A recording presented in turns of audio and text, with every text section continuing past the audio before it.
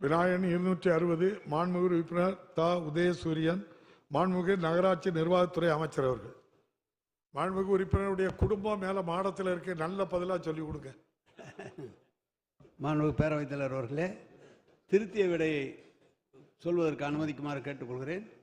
கள்ளக்குறிச்சி மாவட்டம் சின்னசேலம் பேரூராட்சியில் 18 வார்டுகள் உள்ளன. தற்போது பேரூராட்சியில் 2011ஆம் ஆண்டு கணக்கின்படி மக்கள் தொகை 25,106. தற்போதைய மக்கள் தொகை தோராயமாக 28,120 ஆகும். இப்பேரூராட்சியில் தென்பெண்ணை ஆற்றினை ஆதாரமாக கொண்டு தமிழ்நாடு குடிநீர் வடிகால் வாரியத்தின் மூலம் ரிஷிவந்தியம் கூட்டு குடிநீர் திட்டம் மற்றும் கள்ளக்குறிச்சி கூட்டு குடிநீர் திட்டம் ஆகியவை செயல்பட்டு வருகிறது.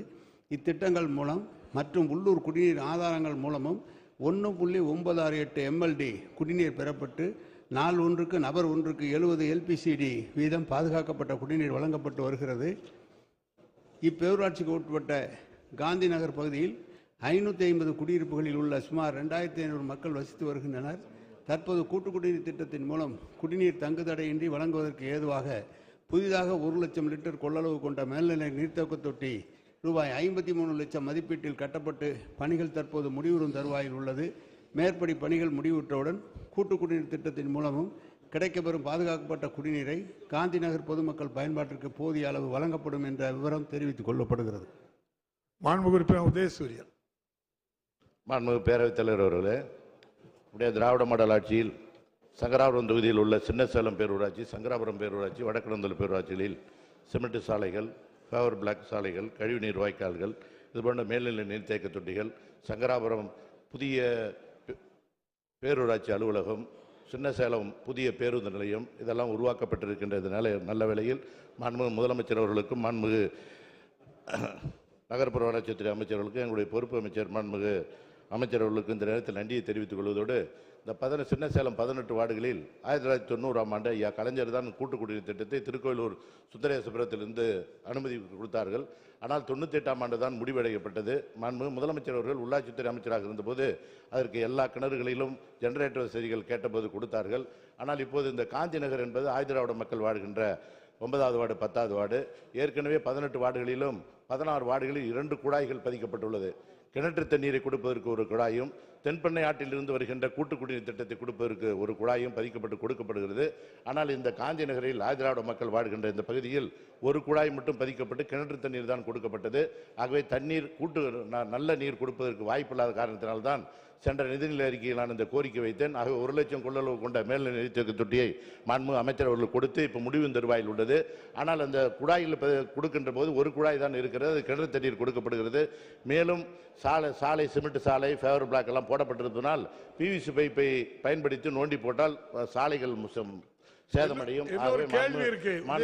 மாண்புமிகு அமைச்சர் அவர்களிடம் GI பைப்பு மூலமாக சாலை ஓரங்களில், தெரு ஓரங்களில் அந்த குழாய்களை புதிதாக 32 லட்சம் ரூபாய் மதிப்பீடு மாவட்ட ஆட்சித்தலைவர் மூலமாக கருத்தூர் வரப்பட்டிருக்கிறது.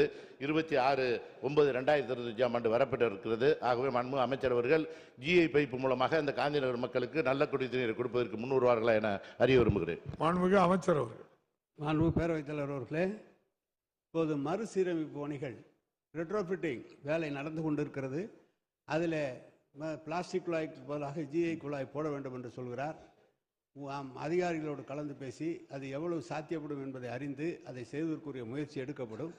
இப்போது 2001 நம்முடைய முதல்வர் தளபதி அவர்கள் பொறுப்பேற்கிற வரை அங்கு நடைபெற்ற ஸ்வாட் மூலம் 3 லட்சம் மக்களுக்கு 8 MLDயும், நகராட்சி மூலம் 1 லட்சம் மக்களுக்கு 6 MLDயும், பேரூராட்சிகள் மூலம் 2 லட்சம் மக்களுக்கு 11 MLD குடிநீர் வழங்கப்பட்டு வந்தது.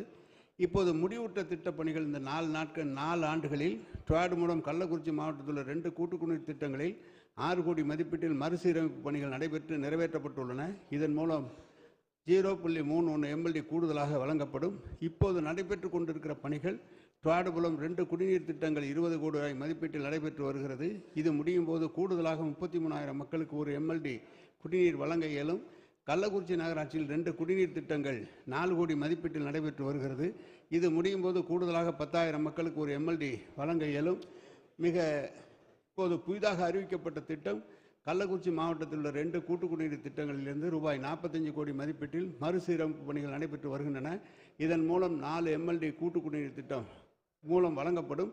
ஆக மார்ச் 2026 இத்திட்டங்கள் அனைத்து நிறைவேறும் போது கள்ளக்குறிச்சி மாவட்டத்தில் உள்ள மொத்தம் 14 லட்சம் மக்களுக்கு தேவையான 95 MLD குடிநீர் தாராளமாக வழங்க இயலும். காந்தி நகர் பகுதியும் குழாய்களை மாற்றி அங்கும் அந்த ஆயுதிராவிட மக்களுக்கு நல்ல முறையில் அந்த குடிநீர் வழங்குவதற்குரிய அனைத்து ஏற்பாடுகளும் செய்யப்படும் என்பதை தெரிவித்துக் கொள்கிறேன். மாண்புமிகு உறுப்பினர் உதயசூரியன். மாண்புமிகு பேரவைத் தலைவர் அவர்களே, வடக்கணந்தல் பேரூராட்சியில் வெங்கடாம்பேட்டை 13வது வார்டில் 98ஆம் ஆண்டு கட்டி முடிக்கப்பட்ட மேல்நீர் தேக்க தொட்டி பழுதடைந்த சூழ்நிலையில் உள்ளது. ஆகவே 60,000 கொள்ளளவு கொண்ட தண்ணீர் தான் கொடுக்கப்படுகிறது. மக்கள் தொகை அதிகம் இருக்கின்ற காரணத்தினால் 1 லட்சம் கொள்ளளவு மேல்நீர் நீர்த்தேக்க தொட்டியாக கட்டித் தருவதற்கு மாண்புமிகு அமைச்சர் அவர்கள் முன்வர வேண்டும் என்று கேட்டுக்கொள்வதோடு, சங்கராபுரத்தில் நரிக்குறவர் மக்களும் அதேபோல சமத்துவபுரம் இருக்கிறது. 30,000 கொண்ட 2 மேல்நிலை நீர்த்தேக்க தொட்டி தான் இருக்குது. ஒரு சேர 1 லட்சம் கொள்ளளவு கொண்ட மேல்நிலை நீர்த்தேக்க தொட்டி கொடுத்து விட்டால் தினமும் நல்ல தண்ணீர் கொடுப்பதற்கு வாய்ப்பாக இருக்கும்.